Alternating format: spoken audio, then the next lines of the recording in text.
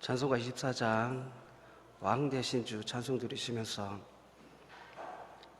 6월 28일 마지막 주일 오전 예배를 시작하겠습니다.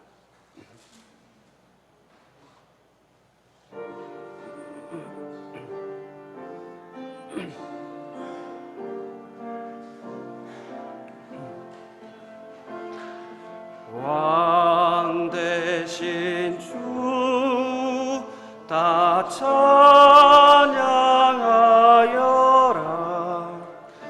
영광과 존귀 주께 돌리세.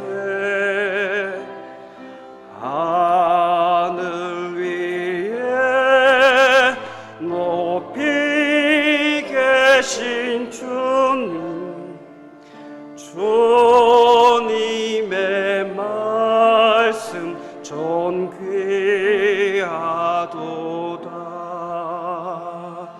소망의 주 다 찬양하여라.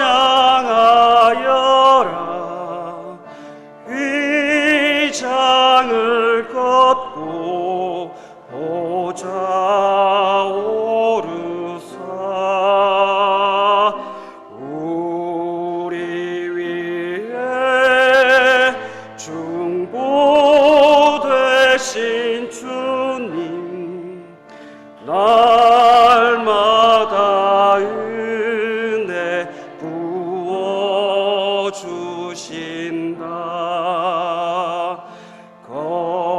거룩한 주 다 경배하여라.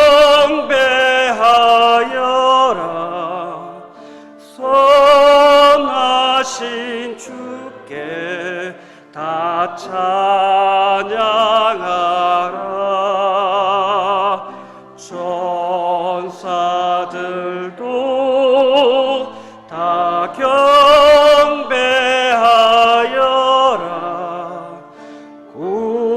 구세주 예수 영원하도다.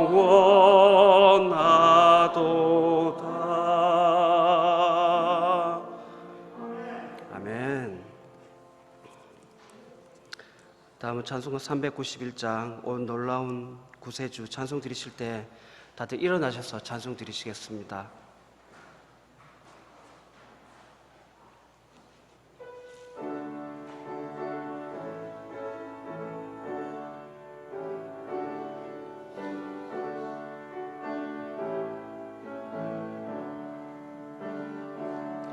오 놀라운 구세주 예수 내 주, 참 능력의 주시로다.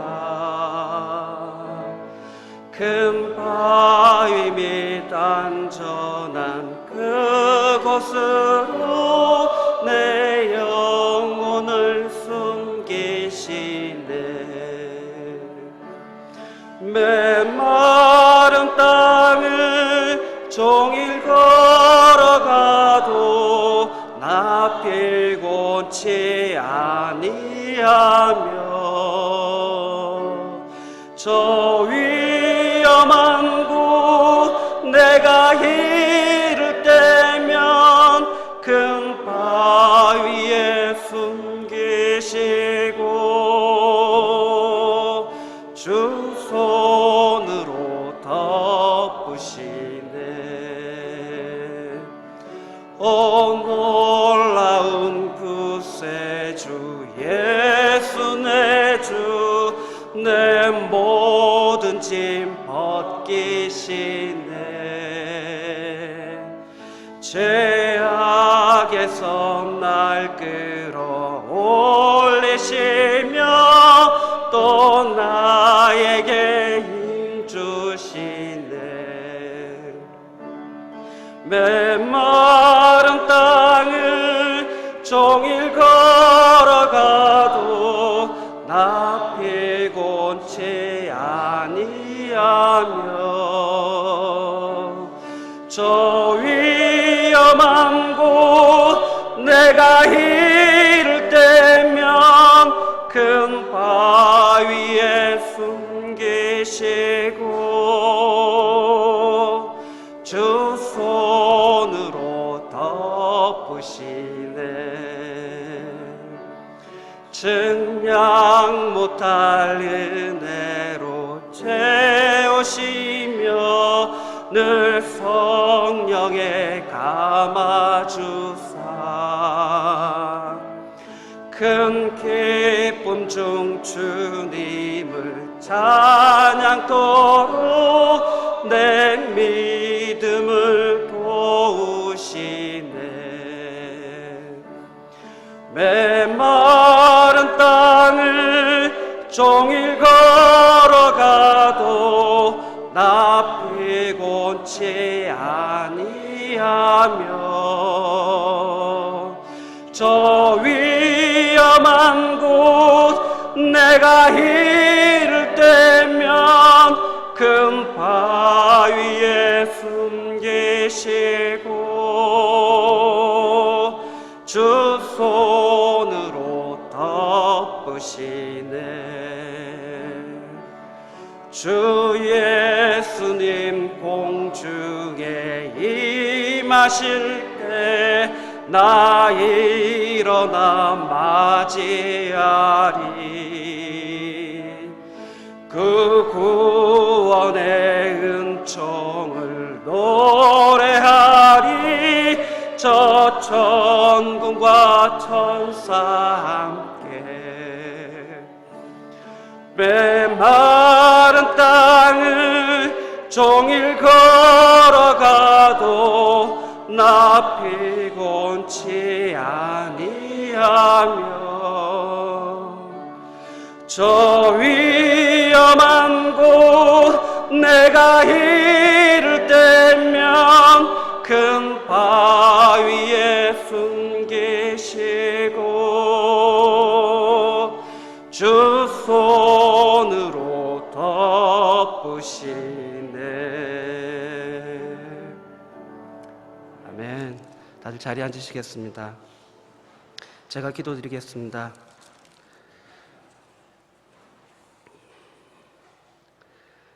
전능하신 하나님 아버지 찬양합니다.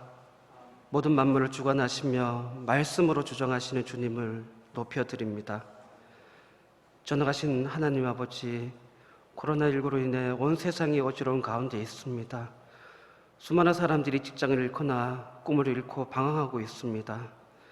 사회적 거리두기로 인해 사람들은 서로를 혐오하며 타인을 멀리하고 있습니다. 우리가 당연히 전염병을 이기기 위해 그렇게 해야 함에도 불구하고 이런 기회를 틈타 우리의 신앙이 해해지지 않을까 염려가 됩니다.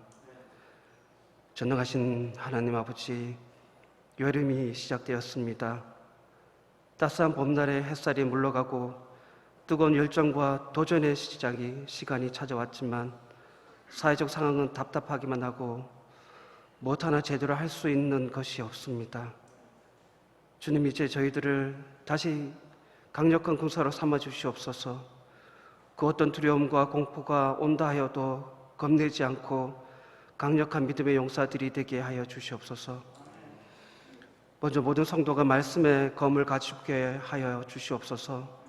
한 마음으로 주님의 음성을 듣기를 갈망하게 하시고 날마다 주님의 말씀을 묵상할 때 담대함과 용기를 주시옵소서.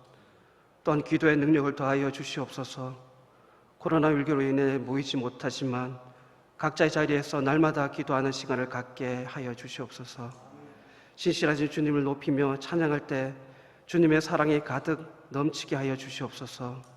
하나님께 간절한 마음으로 기도할 때 응답하여 주시고 우리의 마음이 온전히 주님을 닮게 하여 주시옵소서. 성도들의 힘을 말씀에 순종할 때 이루어질 것인데 우리 안에 탐욕과 악을 제거하여 주시옵소서. 날마다 주님의 말씀 앞에 나아가게 하여 주시고 생각이 아닌 삶으로 주님을 따르게 저희들을 도와주시옵소서. 우리를 죄에 빠지지 않게 하시고 보혈의 능력으로 살아가게 하여 주시옵시고 순결하고 거룩한 성도들의 삶을 통해 어떤 말과 어떤 악과 거짓과도 이길 수 있는 강력한 주님의 용사가 되게 도와주시옵소서. 예수님 이름으로 기도 올려드립니다. 아멘.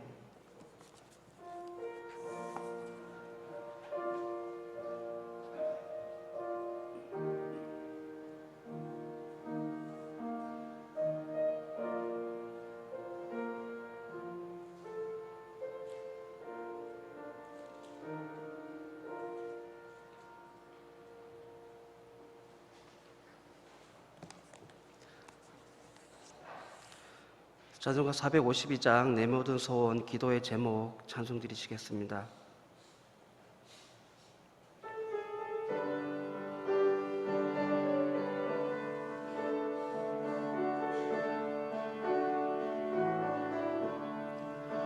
내 모든 소원 기도의 제목 예수님 닮기 원함이라. 예수님 형상 나 있기 위해 세상에 보아 아끼잖네. 예수님 닮기 내가 원하네. 날 구원하신 예수님을 내 마음속에 지금 거둬사 주님의 형상 인치소서. 무한한 사랑 풍성한 긍휼 슬픈 자비로 하시는 주. 길 잃은 죄인 부르는 예수 그 형상 닮게 하옵소서. 예수님 닮기 내가 원하네. 날 구원하신 예수님을 내 마음속에 지금 거둬사 주님의 형상 인치소서. 겸손한 예수 거룩한 주님 원수의 멸시 참으시사 우리를 위해 고난을 받은 구주를 닮게 하옵소서. 예수님 닮기 내가 원하네. 날 구원하신 예수님을 내 마음속에 지금 거둬사 주님의 형상 인치소서. 아멘.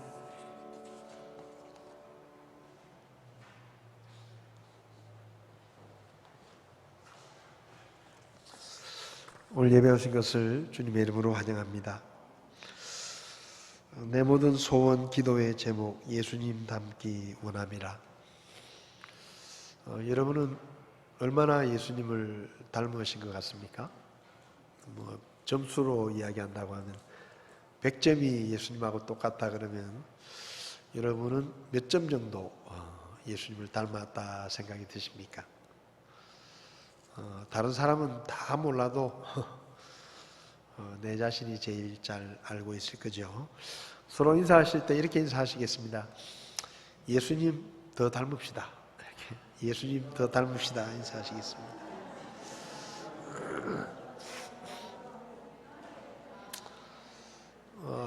부부가 결혼을 하면 다른 사람들로부터 둘이 참 닮았다 그런 얘기를 많이 듣습니다.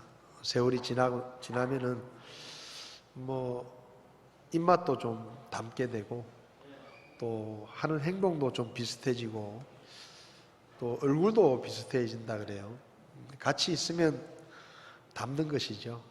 우리가 예수님을 만난 지 어떤 분은 4, 5년 아니면 10년, 20년 이렇게 되셨을 텐데 얼마나 주님을 닮았는지 매일마다 주님을 더 닮아갔으면 좋겠습니다.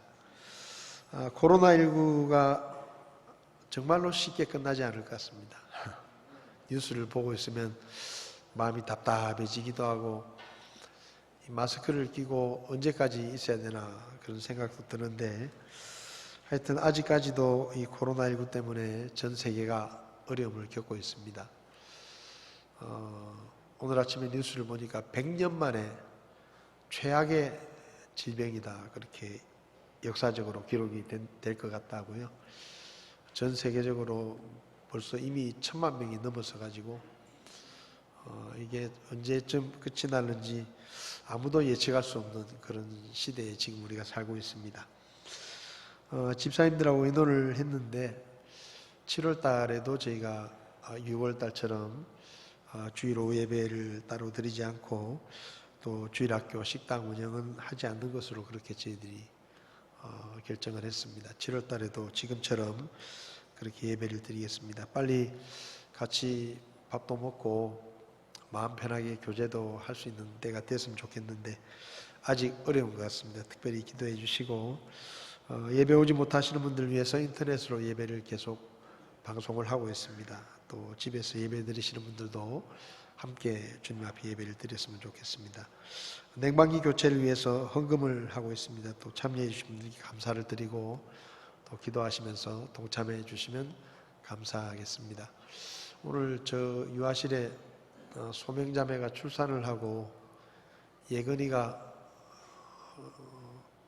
교회 왔습니다. 생후 처음으로 교회에 왔는데 보통 처음 교회 오면 이렇게 앞에 나오게 해서 제가 기도를 해 주는데 오늘은 코로나 때문에 앞에 나오는 것은 저희들이 생략을 하고 예건이가 처음 교회 왔으니까 제가 예건이를 위해서 잠깐 기도하고 그리고 예배를 계속하도록 하겠습니다. 잠시 기도하겠습니다.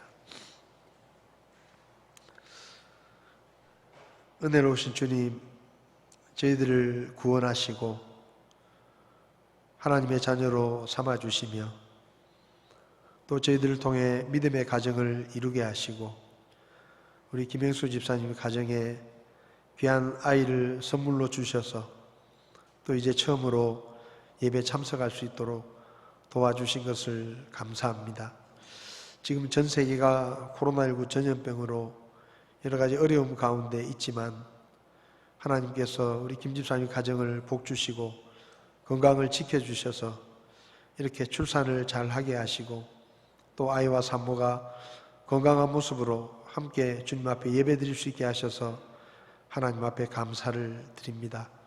그 가정을 주님께서 복주시고 하는 일마다 잘되게 하시며 또 이제 예건이가 이제 처음으로 예배 나왔는데 예건이가 참 하나님의 말씀을 따라 어릴 때부터 말씀으로 잘 양육받게 하시고 건강하게 잘 자랄 뿐만 아니라 믿음 안에서도 일찍 예수님을 알게 하시고 또 주님 드디어 오시면 예건이의 삶이 하나님 앞에 귀하게 쓰임받는 또 하나님께 영광을 돌리는 그런 삶을 살 수 있도록 하나님께서 도와주시기를 원합니다.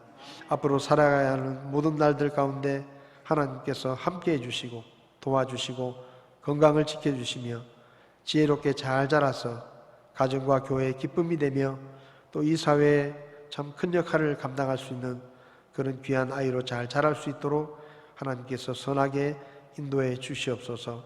우리 부모된 집사님 부부에게 하나님께서 지혜를 주시고 아이를 잘 양육할 수 있도록 도와주시며 또 주님께서 예성이와 예서도 주님께서 도와주셔서 형제간에 잘 지내며 그 가정이 복된 모습으로 하나님 앞에 영광을 돌리며 교회와 이웃들에게 하나님의 축복을 보여줄 수 있는 그런 은혜스러운 가정이 될 수 있도록 하나님께서 도와주시기를 원합니다. 저희 교회에 또 귀한 생명을 허락해 주셨사오니 하나님께서 저희들이 서로 기도하게 하시고 아이를 잘 돌보고 함께 주님 뜻대로 잘 양육할 수 있도록 하나님께서 도와주시기를 원합니다. 오늘도 귀한 예배로 주님의 영광을 받으시기 원하며 예수님의 이름으로 기도했습니다. 아멘.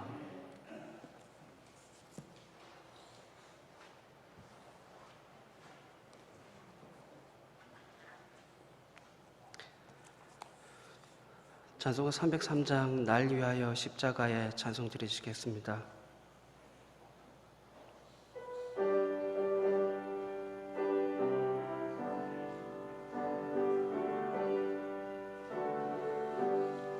날 위하여 십자가에 중한 고통 받으사 대신 죽은 주 예수의 사랑하신 은혜라 보배로운 피를 흘려 영영 죽을 죄에서 구속함을 어찌 찬양 안 할까. 예수 안에 있는 우리 한량없이 즐겁고 주 성령의 위로함이 마음속에 차도다.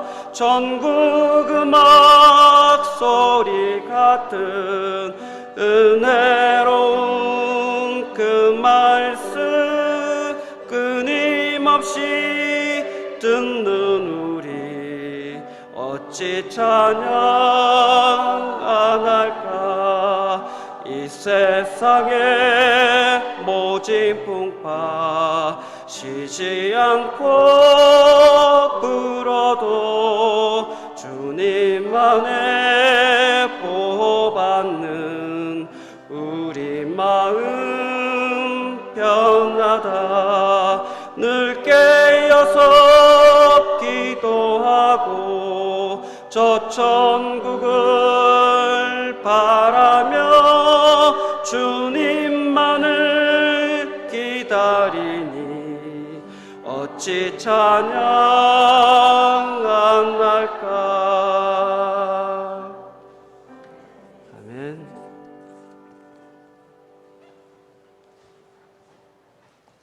헌금을 위해서 기도하시겠습니다. 지금도 살아 계셔서 우리를 보시고 우리를 아시고 우리의 형편을 살피시는 아버지 하나님, 이 시간 하나님 앞에 나와 예배드릴 수 있도록 우리를 예배의 자리에 불러주심을 하나님 앞에 감사합니다. 우리가 죄인이었을 때, 영원한 지옥의 형벌을 향해 가고 있을 때 하나님께서 먼저 우리를 사랑해 주시고 하나뿐인 아들 예수님을 이 땅에 보내셔서 우리의 모든 죄를 대신하여 채찍에 맞으시고 고난을 겪으시고 십자가에 달려 피 흘리셔서 우리의 모든 죄값을 치러주심으로 우리에게 구원의 길을 열어주신 것을 감사합니다. 우리는 예수님을 믿음으로 그저 구원을 받았지만 하나님께서는 자신의 목숨을 우리를 위해 내어주셨다는 사실을 우리가 기억하게 하시고 그 크신 하나님의 사랑과 은혜를 기억하며 일평생 주님을 믿고 따르며 하나님께 영광을 돌리는 삶을 살 수 있도록 저희들을 도와주시기를 원합니다.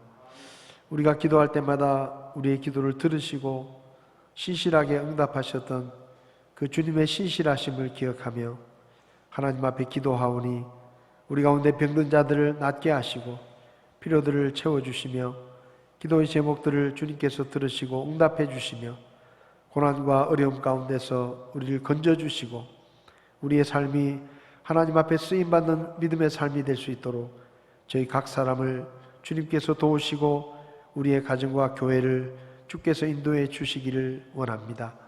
우리 가운데 사업하시는 분들 주님께서 이 코로나19 때문에 여러 가지 어려움이 많이 있지만 그 사업이 잘 되게 하시고 일하는 일터가 안정되게 하셔서 어려움을 겪지 않도록 도와주시며 경제적인 필요들이 채워져서 하나님 앞에 영광을 돌릴 수 있도록 주께서 도와주시기를 원합니다.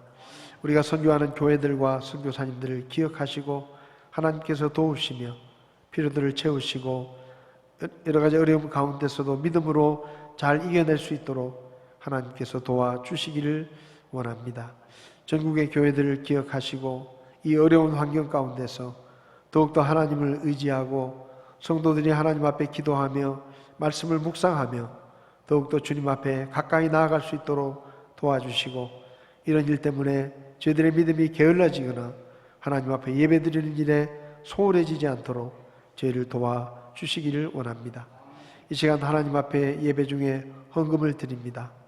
우리에게 있는 모든 것이 하나님의 것이지만 저희가 특별히 하나님의 것을 구별해서 주님 앞에 드립니다. 주님께서 기뻐 받으시고 이 헌금이 쓰여지는 곳마다 주님의 뜻이 이루어지게 하시고 잃어버린 영혼이 구원받고 교회들이 세워질 수 있도록 하나님께서 도와주시옵소서.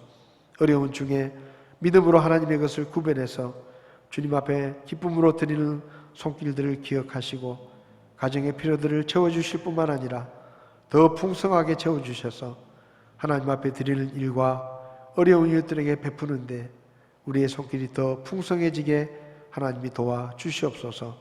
오늘도 주님 앞에 드릴 수 있는 특권과 형편을 허락해 주신 것을 감사합니다. 저희들이 드릴 때마다 즐거운 마음으로 드리게 하시고 하나님 앞에 귀하게 쓰임받는 우리 모두가 될 수 있게 주께서 도와주시기를 원하며 귀하신 예수님의 이름으로 기도했습니다. 아멘.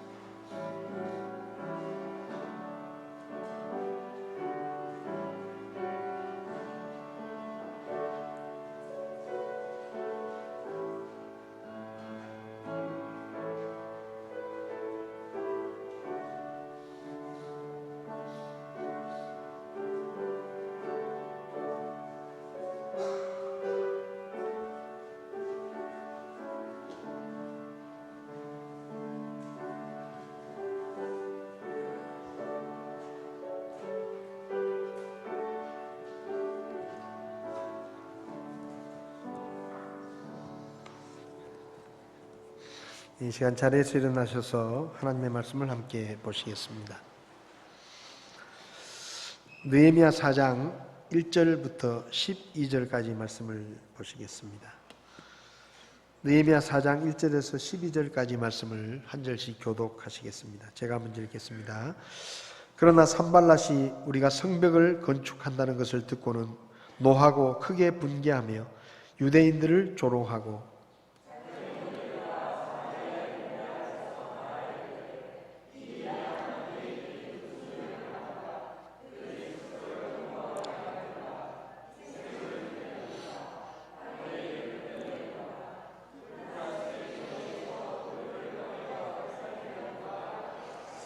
이제 암몬 족속 도비야는 그의 곁에 섰다가 이르되 여호가 올라가서 그들이 건축하는 그것 즉 그들의 돌 성벽을 무너뜨리리라 하였더라.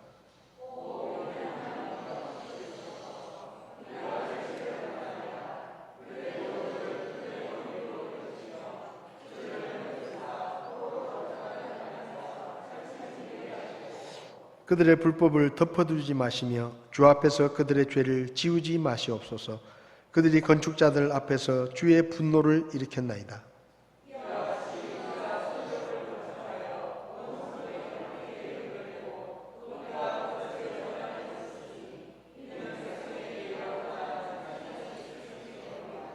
그러나 산발락과 도비야가 아라비아 사람들과 암몬 족속과 아수돗 사람들이 예루살렘 성벽이 세워지고 그 무너진 곳이 메워지기 시작한다는 것을 듣고는 그때 심히 분노하여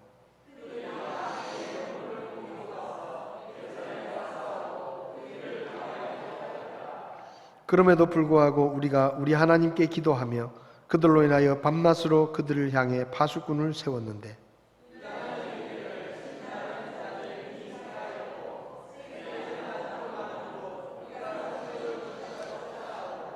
우리의 대적들은 이르기를 우리가 그들 가운데로 한가운데로 들어가 그들을 죽이고 그 일을 그치게 할 때까지 그들이 알지도 못하고 보지도 못하리라 하니라.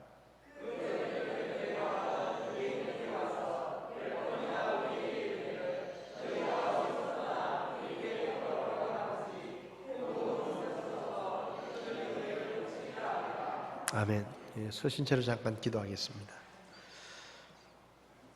우리에게 기록된 하나님의 말씀을 주시고 우리가 그 하나님의 말씀을 읽고 묵상할 때마다 우리 안에 계신 성령께서 우리를 깨닫게 하시고 우리를 진리 가운데로 인도해 주시는 하나님 앞에 감사를 드립니다. 이 시간 하나님의 말씀을 함께 나눌 때 주의 성령님께서 이 말씀을 밝히 비춰주시고 우리 모두가 하나님의 뜻을 밝히 분별하게 하시며 이 혼탁한 시대 가운데서 하나님의 뜻에 따라 살아갈 수 있도록 그리고 믿음으로 승리하는 삶을 살 수 있도록 저희들을 도와주시고 가르쳐 주시기를 원합니다. 부족한 종을 붙들어 주시고 사람의 생각과 지혜는 감추어 주시고 오직 성령께서 주시는 말씀을 따라 하나님의 말씀을 잘 대언하게 하시며 이 말씀이 우리 모두에게 큰 교훈이 될 수 있도록 주께서 종을 써 주시옵소서. 예수님의 이름으로 기도했습니다. 아멘. 자리에 앉으시겠습니다.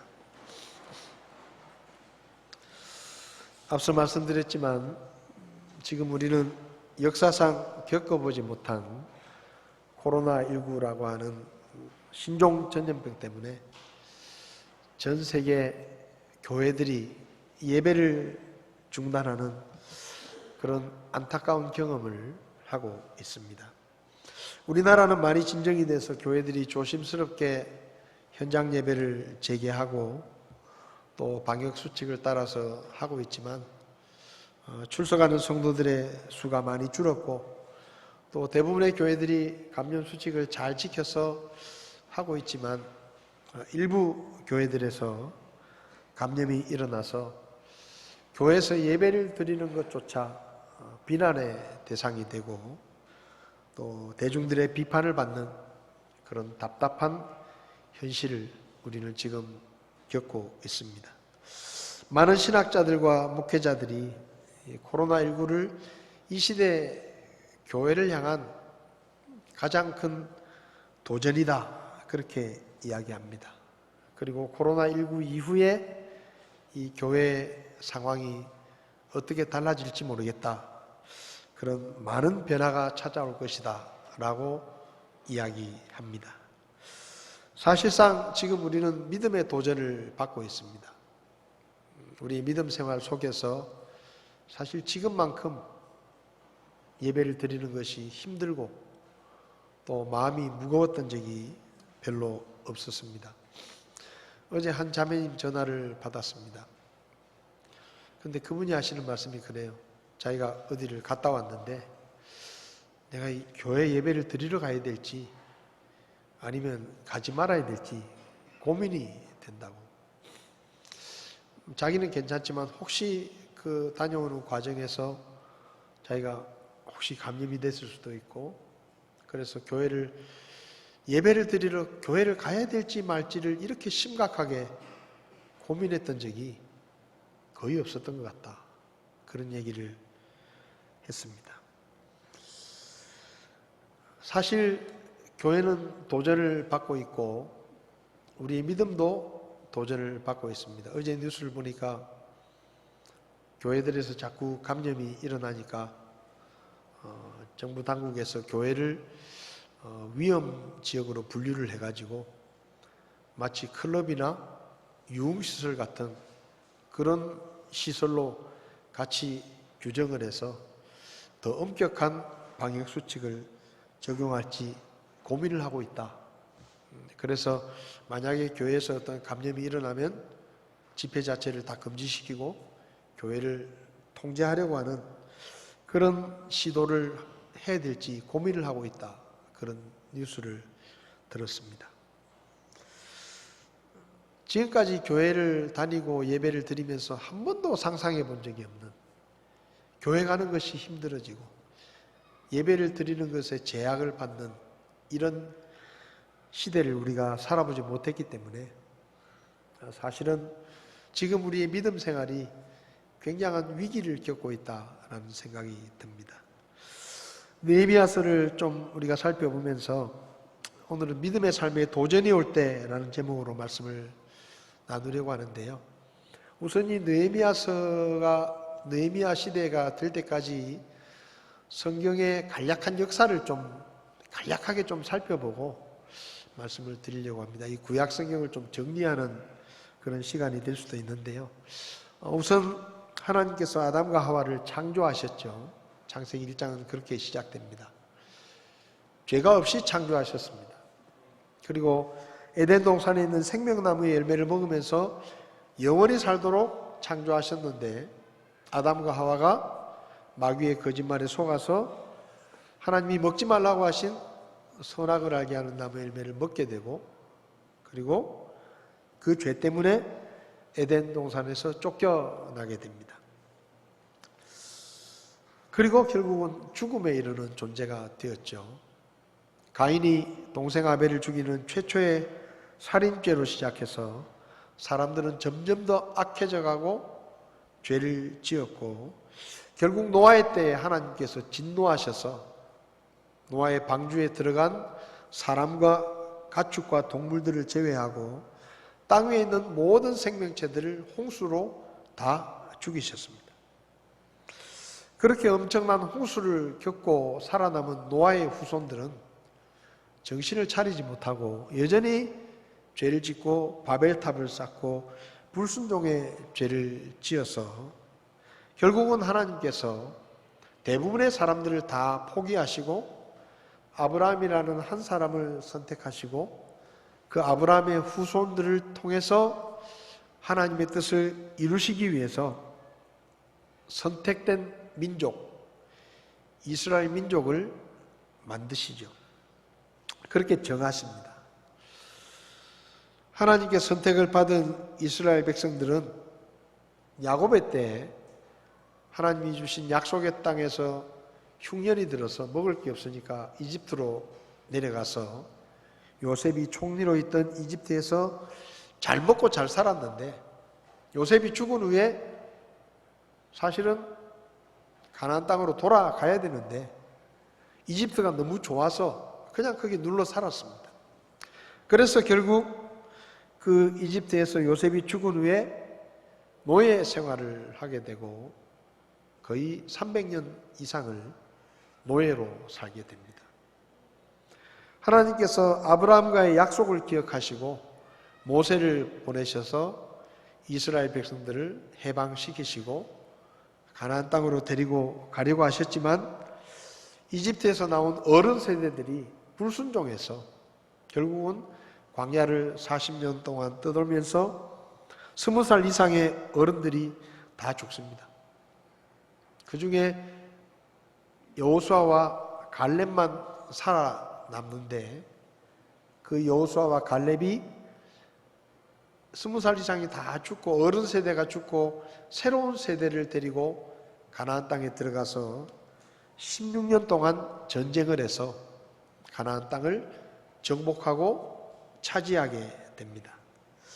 여호수아가 죽은 후에 300년 동안 사사시대가 찾아오는데 그때는 말 그대로 엉망진창입니다. 왕이 없어서 사람들이 각자 자기 생각에 옳은 대로 행했다라고 사사시대를 이야기하는데, 영적으로는 어둡고 정치적으로는 끊임없이 외세들의 침략을 받는 그런 혼란스러운 시대를 보냅니다. 그리고 나서 이제 왕정 시대가 되는데 사울 왕과 다윗 또 솔로몬 시대를 거치면서 이스라엘은 전성기를 맞이합니다. 넓은 땅을 정복하게 되고 그리고 태평성대의 시간을 보내죠. 그런데 솔로몬 왕이 된 후에 영토를 확장하면서 하나님께서 이방 여자들과 결혼하지 말라라고 말씀하셨는데 그 명령을 어기고 거의 1000명 가까운 이방 여자들을 아내로 맞이합니다. 그런데 그 여자들이 올 때 그냥 오는 게 아니고 자기들이 믿는 신을 가지고 오는 거죠. 그래서 솔로몬 왕궁은 졸지에 우상들이 구석구석에 있는 왕궁이 되어버리고 결국은 솔로몬 왕의 말년에 그 여자들의 영향을 받아서 솔로몬 왕이 우상을 숭배하게 되고 왕이 나서서 우상을 숭배하니까 백성들도 결국 왕을 따라 우상을 섬기는 시대가 되어버렸습니다. 그래서 하나님께서 솔로몬 왕의 그 죄악 때문에 심판하셔서 그 나라를 솔로몬 왕이 죽으면서 북왕국 이스라엘과 남왕국 유다 두 나라로 남북 분단이 됩니다. 우상 숭배를 해가지고 나라가 쪼개졌어요. 그러면 정신을 차릴 법도 한데 역시 이 북왕국 이스라엘과 남왕국 유다는 역시 우상 숭배를 계속해서 행합니다. 그 중에 북왕국이 더 심해가지고 북왕국은 전부 악한 왕들이 나와서 먼저 망합니다. 아시리아라는 나라에 망하고, 남왕국 유다는 그래도 가끔 좋은 왕이 나와서 하나님께로 돌아가자 하다가 죽고 나면 또 우상 숭배를 하고, 그런 일들이 반복되다 보니까 조금 더 오래 가가지고 바빌론이라고 하는 나라에 망하게 되죠. 그리고 두 나라가 망하면서, 원래 나라가 전쟁에서 패하면 전쟁 포로들이 잡혀갑니다. 그래서 유대 젊은이들과 여자들이 포로로 잡혀가죠. 그리고 포로 생활을 하게 됩니다. 나라가 망하죠. 그러다가 바벨론이라는 나라가 페르시아라는 새로운 제국에 망하고 페르시아라는 나라가 들어서는데, 그 페르시아의 고레스라는 왕이, 하나님께서 이 고레스 왕에게 특별히 역사하셔가지고 이 고레스 왕이 포로로 붙잡혀 와 있는 유대 사람들을 다시 자기 고향에 돌아갈 수 있도록 허락을 해 줍니다. 그래서 유대인들이 포로로 잡혀갔다가 1차, 2차, 3차에 걸쳐서 예루살렘으로 돌아오는데, 첫 번째 돌아온 것이 고레스 때입니다. 그래서 스룹바벨과 예수아가 5만 명 정도를 데리고 가서 성전을 재건합니다. 그 순서를 보세요. 제일 먼저 가가지고 성전을 재건해요. 그 다음에 두 번째로 아닥사스다 왕 7년 때에 에스라가 한 2,000명 정도를 데리고 다시 예루살렘에 돌아가서, 그때는 성전이 다 지어져 있으니까 이스라엘 백성들에게 하나님의 말씀을 가르칩니다. 그 다음에 세 번째로 우리가 지금 말씀을 나누고 있는 느헤미야가, 아닥사스다 왕 20년에 느헤미야가 유대인들 기술자들을 데리고 예루살렘에 돌아와서 무너진 성벽과 그리고 집들을 보수합니다. 그러니까 순서가 뭔가 하면 제일 먼저 성전이 세워지고, 그 다음 두 번째로 하나님의 말씀이 가르쳐지고, 세 번째로 무너진 성벽과 집들을 다시 세웁니다. 여러분, 이게 순서예요. 우리의 삶의 우선순위가 이런 것입니다. 먼저 하나님이 우리 삶의 우선순위가 되시고, 그 다음에 하나님의 말씀을 배우고 순종하는 것이 그 다음 순서가 되고, 그 다음에 우리의 일상적인 삶이 세 번째 순서가 되어야 됩니다. 그래서 하나님께서 유다를 회복시키실 때 이렇게 제일 먼저 성전이 다시 세워지고, 그 다음에 하나님의 말씀이 전해지고, 그리고 세 번째로 예루살렘 성벽이 다시 세워지죠. 느헤미야는 정말 기분이 좋았습니다. 왜냐하면 왕이 기꺼이 자기를 보내주고, 그리고 성벽을 재건하는 데 필요한 재료들과 자재들과 기술자들까지 다 지원을 해줘가지고 예루살렘에 돌아와가지고 백성들에게 내가 무너진 성벽을 재건하러 왔다. 그러니까 또 백성들도 박수를 치면서 와, 좋다. 우리가 같이 그 일을 하겠다 하면서 일이 시작이 됐어요. 얼마나 좋았겠습니까? 모든 게 다 순조롭게 잘 되는 거예요. 왕이 자기를 보내주고, 공사를 다 지원해주고, 유대인들에게 와가지고도 우리가 같이 힘을 합해서 예루살렘 성벽을 재건하자 그러니까 백성들도 박수를 치면서 좋다, 우리가 같이 하겠다라고 이렇게 쌍수를 들고 도와주니까 얼마나 좋았겠습니까? 잘 될 것 같았어요. 시작은 좋았습니다. 근데 공사를 하다 보니까 어려운 일이 생기기 시작했습니다. 첫 번째 어려움은 사람들의 비웃음과 조롱이었습니다. 여기 성경을 보면 4장 1절에 산발랏이 우리가 성벽을 건축한다는 것을 듣고 노하고 크게 분개하며 유대인들을 조롱했다. 그러니까 이 산발랏이라는 사람이, 당시 산발랏은 사마리아의 총독이었습니다. 근데 이 사마리아의 총독인 산발랏이 유대인들이 공사를 한다 그러니까 그걸 비웃는 거예요. 뭐라고 비웃는가 하면, 아이고 2절을 보면 이 미약한 나라가 망한 유대인들이 뭘 하겠다고 설치냐, 너희들이 무슨 성을 세우겠다고 아주 옆에 와서 조롱을 하는 거예요. 하루의 일을 끝내려는가? 너희들이 나라가 망하고 가진 것도 없고 힘도 없는 것들이 뭔 성을 재건하겠다고 그것 제대로 되겠냐? 하고 비웃는 거예요. 그 다음에 3절을 보면 암몬 족속 도비아라는 사람이 있는데, 이 사람은 암몬 사람인데 유대인과 결혼을 했는데 상당한 재력을 가지고 유대 사회에서 지도적인 위치에 있는 사람이었습니다. 근데 이 사람도, 암몬 사람도 와서 하는 말이 3절에 여호가 올라가서 그들이 건축하는 그 성벽을 무너뜨릴 것이다. 다시 말하면 너희들이 한다고 해봤자 그 부실 공사를 할 것이고, 그 여호가 올라가도 무너질 만큼 그런 쓸데없는 짓을 왜 하느냐 하고 그렇게 비웃는 거예요. 여러분, 우리가 믿음 생활을 하다 보면 이런 사람들이 있습니다. 특히 요즘은 더 그렇죠. 아이고, 먹고 살기도 힘들고 피곤한데 뭐 쉬는 날 그 교회를 가냐, 집에서 잠이나 자지.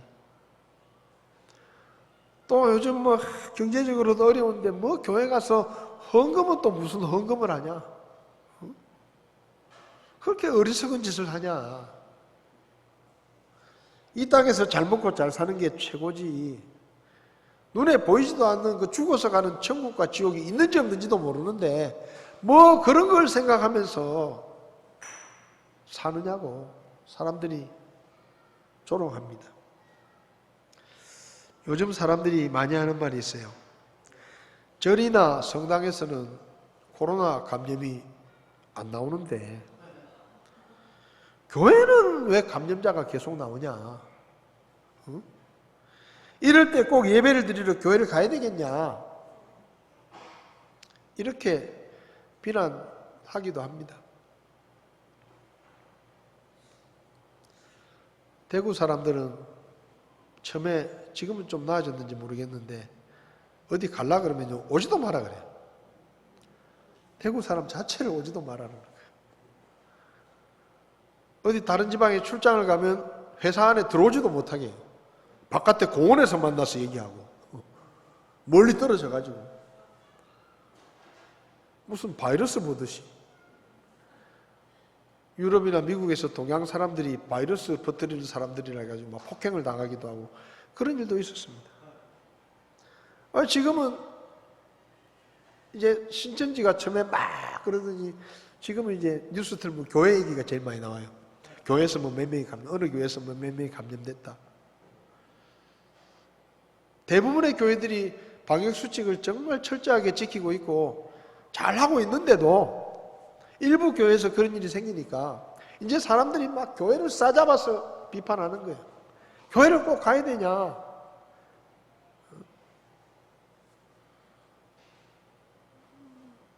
사실 이런 것들도 우리의 믿음에 대한 도전입니다. 우리가 믿음의 삶을 살고 또 하나님의 일을 하다 보면 사람들에게 비난과 조롱을 받을 수 있습니다. 산발락과 도비아 같은 사람들이 우리에게도 있을 수 있습니다. 베드로전서 4장 12절을 보면 사도 베드로가 말하기를 예수 믿는 사람들에게 시련이 오고 고난이 오는 것은 당연한 것이다. 그건 하나도 이상한 일이 아니다. 그렇게 말해요. 그러니까 어떤 사람들은 예수 믿고 또 하나님을 믿으면 모든 일이 다 잘 되고 인생에 꼬인 게 다 풀어지고 가정이 잘 되고 사업도 잘 되고 아무 걱정 없이 정말로 편안한 삶을 살 수 있을 거라고 생각할지 모르지만 성경은 오히려 말하기를 예수 믿는 것 때문에 고난을 당하고 어려움을 겪고 시련이 올 것이다. 그렇게 말합니다. 그런데 이거 조심해야 돼요. 성경을 보면 애매히 고난을 받는다. 그러니까 뭐 고난당할 이유가 없는데 믿음 때문에 고난을 겪는 것은 하나님 앞에서 귀하게 보신다 그랬어요. 그런데 자기가 잘못해서 고난을 당하면 이건 하나님의 영광을 가리는 거예요. 여러분, 이런 코로나 시대 때 우리가 철저하게 우리가 지킬 수칙들을 잘 지켜야 됩니다. 마스크도 끼고 교회 예배 드릴 때는 거리도 떨어져 않고 또 식사 같은 것도 하지 않고 조심하고 이렇게 해서 우리가 교회 와서 안전하게 예배를 드려야 돼요. 근데 우리가 그렇게 안 하고 그냥 방심하고 같이 모여서 밥 먹고 얘기하고 그러다가 감염이 돼서 욕먹으면 그건 믿음 때문에 핍박을 받는 게 아니에요. 그거 잘못해서 욕먹는 거예요. 그렇게 하면 안 됩니다. 하여튼 교회가 최대한 우리가 조심을 하고 교회가 감염의 중심이 되지 않도록 철저하게 해야 되는 거예요. 그래서 마스크를 다 끼고 떨어져 앉고 우리 성도님들 잘하고 계십니다. 이렇게 잘하면 별 문제가 없어요.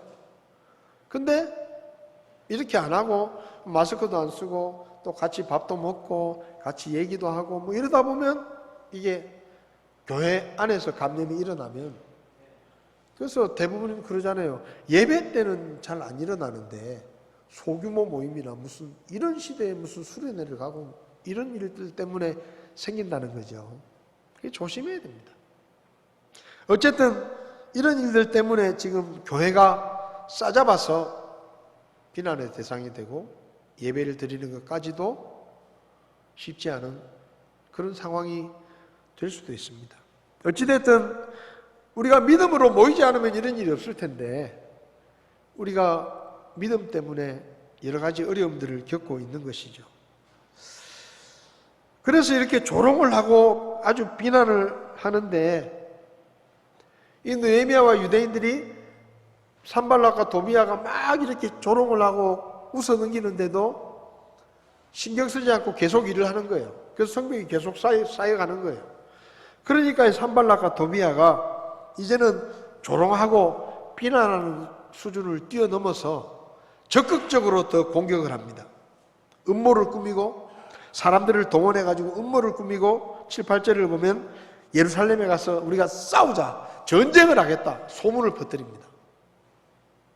그러니까 말로 조롱해가지고 공사가 멈추지 않으니까 이제는 우리가 직접 군대를 이끌고 쳐들어가서 사람들을 동원해가지고 마치 깡패들을 동원해서 하는 것처럼 다른 민족들까지 다 규합을 해가지고 저 유대인들을 우리가 좀 가서 손 좀 보자. 그리고 전쟁을 하겠다고 소문을 퍼뜨려요. 여러분, 처음에는 사람들이 비웃기도 하고 또 조롱을 합니다. 그런데 그 비웃음과 조롱을 이기고 우리가 믿음으로 더 살려고 하면 그때부터는 더 적극적인 공격이 시작됩니다. 저도 예전에 직장 생활할 때 수요일날 온 회사가 다 야근을 하고 잔업을 하는데 저는 수요일날 교회를 가겠다고 하니까 욕을 얼마나 하는지 몰라요. 주일날 다 출근하는데 저는 출근 안 하니까 욕을 막 하는 거예요. 불러가지고 따로 야단도 치고 고참들은 저를 혼내기도 하고. 그래서 제가 어떻게 했는지 아세요? 나는 주일날 출근을 못하니까 회사 내가 지장을 주지 않기 위해서 내가 토요일날 혼자라도 내가 철야를 해가지고 이 회사에 피해 안 주겠다. 그래서 제가 혼자 진짜 토요일날 철야를 한 적이 몇 번 있습니다. 혼자 토요일날 밤새도록 혼자 일을 해가지고 그 다음날 다른 사람들이 일을 할 수 있도록 다 해주고 새벽에 저는 퇴근해가지고 주일날 교회 갑니다. 그렇게 하니까 몇 번을 그렇게 하니까 욕 안 해요. 몇 번을 그렇게 하니까 욕 안 해요. 저놈은 교회를 가도 회사에 피해는 안 입힌다. 또 사람들이 제가 교회 간다고 뭐 잔소리하면 제가 그렇게 말합니다. 저는 교회 가는 시간 말고는 제가 일하는 시간은 정말 열심히 합니다. 제가 담배를 피웁니까? 술을 마십니까? 그리고 저는 화장실 가는 시간 빼고는 하루 종일 열심히 일합니다. 딴 사람들은 가서 담배 피운다고 5분, 10분 놀다 오고 그건 저는 열심히 합니다. 내가 예수 믿는 사람으로서 내 믿음은 지키지만 내가 이 회사의 직원으로서 할 거는 내가 다 하겠다고. 그래도 못하면 내가 또 밤새도록 내가 일을 하겠다고. 그러니까 내 교회 가는 것 욕하지 말라고. 나중엔 아무 말도 안 해요. 처음에는 비웃고 조롱합니다. 그리고 불이익을 줍니다. 실제로 공격을 하기도 해요. 야단을 치기도 하고 심지어는 때리기도 해요.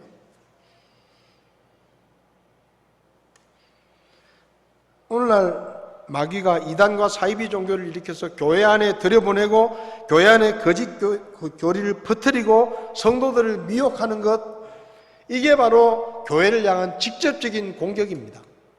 여러분, 옛날에는 이단들이요, 교회 밖에서 자기들끼리 교회를 공격했어요. 교회 밖에서. 근데 지금은 이단들이 교회로 들어옵니다. 교회 안에 들어와가지고 산옮기기 작전이니 해가지고요, 20명 모이는 개척교회 신천지가 10명 오는 거예요. 새로 전도된 것처럼 오는 거예요. 그 나중에는 그 교회 성도들보다 신천지가 더 많아. 한 30명이 오는 거예요. 그러면 원래 성도들은 20명 있으면 신천지가 30명이야. 그럼 그 30명이 작당을 해가지고 목사도 바꾸고요, 교회를 완전히 바꾸는, 자기들 마음대로 만드는 거예요. 이런 이단이 없었어요, 지금까지. 근데 지금 이단들이 그렇게 합니다. 이건 교회를 향한 직접적인 공격이에요. 전면전을 하자는 거예요. 이런 시대가 됐습니다. 근데 이 예루살렘 성벽을 재건하는 일에는 이렇게 바깥에서만 어려움이 있고 고난이 온 게 아니라 안에서도 문제가 일어나기 시작했어요. 공사를 하다 보니까 다 나라가 망하고 지금까지는 어쨌든 그럭저럭 살았는데 갑자기 느헤미야가 와가지고 예루살렘 성벽을 재건하자 그래서 처음에는 기분이 좋아가지고 그 의미 있는 일이다 해가지고 같이 하자 으쌰으쌰 해가지고 시작을 했는데 하다 보니까 힘든 거예요. 하다 보니까 몸이 힘들고 피곤한 거예요. 그리고 지치는 거예요. 그리고 일이 잘 진척되지도 않는 것 같고, 그러니까 9절 10절을 보면 10절에 보십시오. 유다는 이르기를 집 나르는 자들의 힘이 쇠하였고 쓰레기는 아직도 많다. 우리가 성벽을 건축할 수 없겠다. 같이 일하던 사람들 중에 이제 처음에는 막 의욕이 충만해가지고 같이 했는데 하다 보니까 이제 지치고 피곤해가지고 힘든 사람들이 생기니까 그 사람들이 투덜투덜 하는 거예요. 야, 우리가 이거 할 수 있겠냐? 우리 이제 너무 힘들다. 너무 지치고 피곤하다. 그리고 하다 보니까 지금 일은 끝도 없고 우리가 이거 정말 할 수 있겠냐? 그렇게 지치고 낙심한 사람들이 생기기 시작합니다. 그리고 12절을 보면 그 대적들 곁에 거하던 유대인들이 와서 10번이나 우리에게 이르기를 너희가 어디서 떠나 우리에게로 돌아오려고 하는지 그 모든 곳에서부터 그들이 너희를 덮치리라. 아까 산발락과 도비아가 어떻게 했다고요? 그 주변에 있는 족속들을 다 연합을 해가지고 음모를 꾸미고 쳐들어가서 저것들 본때를 보여주자. 그렇게 작당을 했어요. 그 소문을 퍼뜨렸어요. 이제 전쟁이 날 거다. 그러니까 그 소문을 제일 먼저 들은 사람들이 어떤 사람들이겠어요? 그 국경 지역에 있는 사람들이에요. 그 국경 지역에 살던 유대인들이 그 소문을 듣고 전쟁이 나면 제일 먼저 자기들이 피해를 보잖아요. 그러니까 이 사람들이 공사 현장에 오는 거예요. 이게 성경을 보면 10번이나 왔다. 10번이나. 와가지고 뭐라고 말하느냐? 야, 지금 전쟁이 날라 그러는데 전쟁 나면 우리가 제일 먼저 손해본다. 그러니까 좀 일을 그만하면 안 되겠냐? 지금 전쟁이 나면 우리가 제일 큰 손해를 보는데 당신들은 별로 손해볼 게 없을지 몰라도 우리는 당장 손해를 보니까 제발 좀 와서 이야기하는 거예요. 일을 좀 그만해라. 일을 중단하면 전쟁 안 날 거 아니냐? 우리가 죽어도 좋단 말이냐? 막 그러면서 와가지고 10번이나 따지는 거예요. 그리고 일을 그만두라고 요구하는 겁니다. 우리가 믿음의 삶을 살고 하나님의 일을 하다 보면 처음에는 같이 헌신하고 수고하던 사람들 중에 지치고 피곤해서 낙심하고 이런 사람들이 이제 부정적인 말들을 하기 시작합니다. 에이, 해도 안 된다. 우리 너무 힘들다. 이건 너무 큰 일이라서 우리가 할 수 없다. 이제 그만하자. 우린 지쳤다. 이렇게 말하는 사람들이 있어요. 또 손해보는 것이 싫고 대가를 치르는 게 싫어서 은근히 하나님의 일을 안 했으면 좋겠다. 이런 사람들도 있어요. 이런 일들이 우리에게 생길 수 있습니다. 교회도 마찬가지예요. 교회도. 요즘 이 코로나 시대 때문에 온라인 예배를 드리니까 이제 교회 안 가고 집에서 예배 드리는 게 이제 편해진 거예요. 익숙해진 거예요. 그러니까 교회 올 수 있는데도 안 오는 거예요. 올 수 있는데도 안 오게 되는 거예요. 물론 사연이 있어서 못 오시는 분들도 있습니다. 여러 가지 자기가 피해를 입으면 너무 많은 사람들에게 영향을 주는 이런 분들의 사정은 이해가 돼요. 근데 그런 게 아닌데도 얼마든지 교회 올 수 있는데도 그냥 이제 집에서 예배드리는 게 편하니까 집에서는 그냥 티셔츠 하나 걸치고 그냥 편안하게 앉아서 그냥 부시시해도 머리도 안 감고 그래도 그냥 예배 드릴 수 있으니까 교회 가려면 머리도 감아야 되고 준비도 해야 되고 뭐 차 타고 가야 되고 좀 귀찮잖아요. 에이 모르겠다 그냥 집에서 예배하자. 그리고 또 예배 시간에 못하면 또 영상이 있으니까 또 저녁에 그냥 늦지막한 시간에 막 드라마도 재미없는 거 할 때 막 시간이 남아돌 때 그냥 그거 틀어가지고 오늘 예배했다. 그럴 수 있습니다. 이게 뭔가 하면 우리의 믿음에 대한 도전이에요. 위험 신호가 오는 겁니다. 위험 신호가. 이런 위험 신호가 올 때 우리가 어떻게 되느냐?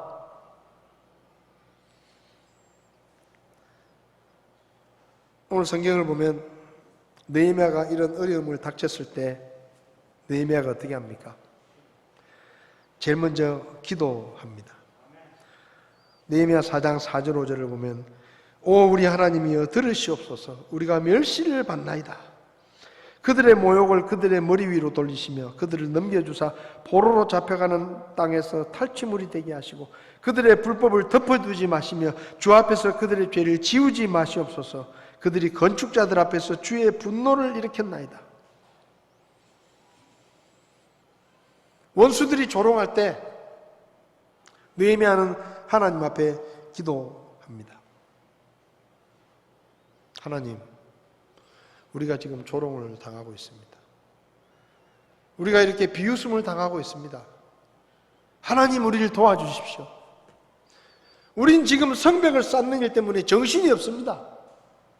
그러니 하나님이 알아서 이런 일들을 해결해 주십시오. 그렇게 하나님 앞에 도우심을 청합니다. 지금 우리가 코로나19를 겪고 있습니다. 우리가 코로나19가 종식되기를 기도해야 하는데 기도해야 되는 이유는 우리의 일상생활이 불편하고 우리가 힘들고 우리가 고통스럽기 때문에 이 어려움이 빨리 끝났으면 좋겠다라고 기도할 것이 아니라 이 코로나19가 종식되어서 우리가 하나님을 예배하는 일과 잃어버린 자들에게 복음을 전하는 일과 주님의 일을 하는데 불편함이 없도록 하나님 이 사태를 빨리 끝내주십시오 라고 우리는 기도해야 합니다. 두 번째로 그들은 낙심하지 않고 더욱더 하나님의 일에 집중했습니다. 느헤미야와 이스라엘 백성들은 하나님께 기도한 후에 성벽을 쌓는 일에 더욱 힘쓰며 집중했습니다. 6절을 보면 이와 같이 우리가 성벽을 건축하여 온 성벽이 함께 연결되고 높이가 그것의 절반에 미쳤으니 이는 백성에게 일하고자 하는 생각이 있었기 때문이더라. 다행스러운 것은 그렇게 조롱하고 비난하는 원수들이 나타났을 때 이스라엘 공동체는 그들이 하고 있는 하나님의 일에 집중했다는 것입니다. 어려움이 있을 때 공동체는 서로를 향한 불평과 원망 때문에 혹은 누군가의 책임이나 잘잘못을 따지며 분열되기 때문에 정작 해야 할 일을 하지 못하는 경우가 많이 있습니다. 이스라엘은 조롱하는 원수들이 나타났을 때 하나님께 불평하거나 지도자를 원망하지 않았습니다. 누군가의 잘잘못을 따지거나 책임을 따지려고 하지도 않았습니다. 하나님께 대적들을 심판해달라고 기도하고 맡기고 그들은 다시 마음을 모아 하나님이 맡기신 성벽을 쌓는 일에 더욱 집중했고 공사를 계속했습니다. 우리는 어려움이 있을 때 하나님께 불평하거나 누군가를 원망하지 말고 또 책임이나 잘잘못을 따지려 하지 말고 하나님께서 우리에게 맡기신 본질적인 사명에 집중해야 합니다. 그리고 그 일을 이루기 위해서 힘을 합하고 마음을 모아야 합니다. 그래야 하나님의 일을 이룰 수가 있습니다. 우리의 대적들은 우리가 어려울 때 우리를 낙심하거나 불평하고 원망하고 그리고 책임과 잘잘못을 따지며 분열되기를 원하겠지만 어려우면 어려울수록 우리는 더욱더 마음을 모으고 힘을 모으고 하나님께서 우리에게 맡기신 본질적인 사명을 이루는 일에 집중해야 합니다. 이런 어려움의 때 우리는 예배를 드리는 일과 잃어버린 영혼들에게 복음을 전하는 일과 하나님의 말씀을 묵상하고 기도하는 일에 더 집중해야 합니다. 그럴 때 우리를 통해서 하나님께서 그분의 일을 이루시는 것입니다. 뿐만 아니라 그들은 자신들이 할 수 있는 일을 스스로 감당하고 대가를 치르며 함께 수고했습니다. 느헤미야와 이스라엘 백성들은 하나님께서 대적들을 심판해 주시기를 기도했지만 하나님께 모든 것을 맡기지는 않았습니다. 그들은 자신들이 할 수 있는 일은 기꺼이 감당했고 대가를 치르고 함께 수고했습니다. 9절을 보면 그들은 파수꾼을 세워 밤낮으로 대적들의 동태를 살폈습니다. 13절 14절을 보면 성벽 뒤 낮은 곳과 높은 곳에 칼과 창을 가진 군사를 세웠고 죄를 두려워하지 말고 또 성벽 뒤 낮은 곳과 높은 곳에 칼과 창을 가진 군사를 세웠고 적을 두려워하지 말고 하나님을 의지하고 담대하게 싸우라고 격려했습니다. 또 느헤미야는 자기 종들을 절반으로 나누어 절반은 일을 하게 하고 절반은 갑옷으로 입고 무장하며 지키게 했습니다. 17절 18절에 일하는 사람들에게도 병기를 지급하여 일하면서 스스로 경계하게 했고 건축자들도 각각 칼을 차고 일을 했고 나팔 부는 자들을 곁에 두고 비상시에 대비했습니다. 믿음은 하나님께 다 맡기고 아무것도 하지 않는 것이 아닙니다. 믿음은 하나님께 맡겨야 할 것은 하나님께 맡기고 자기가 감당할 수 있는 것은 기꺼이 감당하는 것입니다. 예수님께서 기도를 가르치실 때 구할 것은 구하고 찾을 것은 찾고 닫힌 문 앞에서는 두드리라고 마태복음 7장에서 가르치셨습니다. 그렇습니다. 구할 것은 구해야 합니다. 우리 힘으로 할 수 없는 것은 하나님께 구해야 합니다. 그러나 찾을 것은 찾아야 하고 두드릴 것은 두드려야 합니다. 찾아야 할 것을 찾지 않고 기도만 한다면 찾을 수가 없고 닫힌 문 앞에서 두드리지 않고 기도만 한다면 그 문은 열리지 않습니다. 제가 신학교 다닐 때 한 형제님이 기숙사비를 내지 못했습니다. 그래서 다른 학생들이 피해를 보았습니다. 그런데 그 형제님은 방학 때만 되면 기도원에 가서 기도하러 들어가는 거예요. 그래서 한 번은 제가 이렇게 이야기를 했습니다. 형제님, 기숙사비를 계속 못 내시는데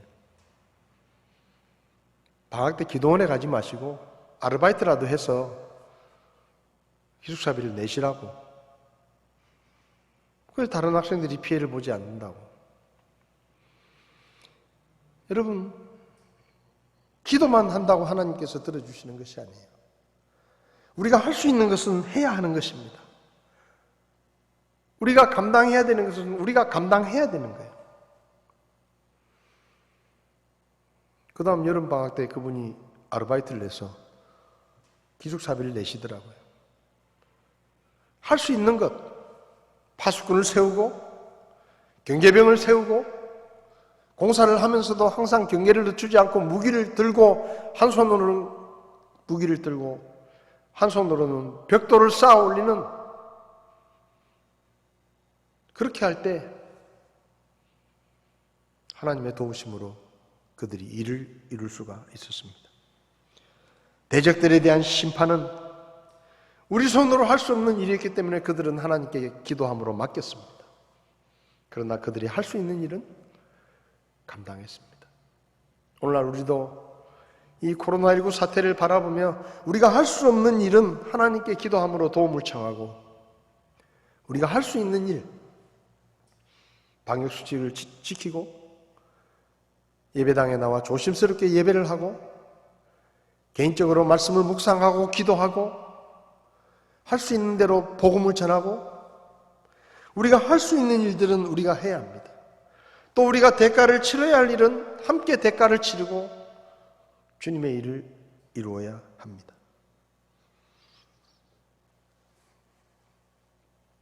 말씀을 맺겠습니다. 우리가 하나님이 원하시는 대로 하나님의 뜻을 쫓아 하나님의 일을 하더라도, 믿음의 삶을 살더라도 어려움이 있을 수 있고 방해가 있을 수 있습니다. 우리를 비웃고 조롱하는 사람들이 있을 것이고, 우리를 음해하고 공격하는 사람들도 있을 것이고, 함께 일을 시작했다가 피곤하고 지쳐서 부정적인 생각을 하거나 떠나는 사람들도 있을 것이고, 환경 때문에 낙심하여 하나님의 일을 그만하자고 말하는 사람도 있을 것입니다. 그럴 때 우리는 어떻게 해야 합니까? 하나님을 믿고 기도하며 그분께 도우심을 구해야 합니다. 뿐만 아니라 낙심하지 말고 서로 격려하며 우리가 해야 하는 일, 하나님의 일에 초점을 맞추고 다시 한번 우리의 마음을 가다듬고 주님의 일에 집중해야 합니다. 그리고 우리가 할 수 있는 일을 스스로 감당하며 벽돌을 하나씩 쌓아 올리며 파수꾼을 세우고 경계병을 세우고 우리가 해야 될 것들을 하면서 대가를 치르며 함께 수고해서 주님의 일을 이루어야 합니다. 그럴 때 하나님께서 우리를 통해 일하실 것입니다. 기도하시겠습니다. 살아계신 아버지 하나님, 우리가 믿음의 삶을 살 때 때로는 믿지 않는 사람들로부터 조롱과 비웃음을 당할 수도 있고 손해와 불이익을 당할 수도 있고 고난을 핍박을 겪기도 합니다. 이 코로나19 시대에 오 하나님, 우리가 믿음 생활을 하는 것이 힘이 들고 교회에서 모여서 예배를 드리는 것조차 대중들에게 비판을 받고 있는, 이 믿음의 도전을 받고 있는 이 시대에 하나님, 우리가 하나님 앞에 기도하게 하시고 우리 각자에게 주신 달란트를 따라 함께 수고하며 서로 격려하며 주님의 뜻을 이루어갈 수 있도록 저희들을 도와주시기를 원합니다. 부정적인 환경보다 우리가 해야 할 일을 더 집중하게 하시고 하나님 앞에 예배를 드리는 일과 믿지 않는 자들에게 복음을 전하는 일과 하나님의 말씀을 배우고 묵상하며 기도하는 일에 더 시간을 쓸 수 있도록 저희들을 도와주시고 길을 열어주시기를 원합니다. 아버지 하나님, 주님 오실 때가 가까운 이 마지막 시대, 이 전염병을 통해 하나님께서 우리에게 가르치시는 교훈들을 우리가 살피게 하시고 우리 자신을 돌아보며 믿음 안에서도 겸손하게 하시고 하나님께서 주신 사명에 집중해서 느헤미야와 유대인들이 52일 만에 무너진 성벽을 재건했던 것처럼 우리도 어려움과 도전을 극복하고 믿음으로 승리하며 하나님의 뜻을 이루고 하나님께 쓰임받는 교회가 될 수 있도록 저희들을 도와주시옵소서. 하나님께서 우리를 도와주셔서 이 한 주간도 믿음으로 승리하기를 원하며 귀하신 예수님의 이름으로 기도했습니다. 아멘. 예배를 마치겠습니다.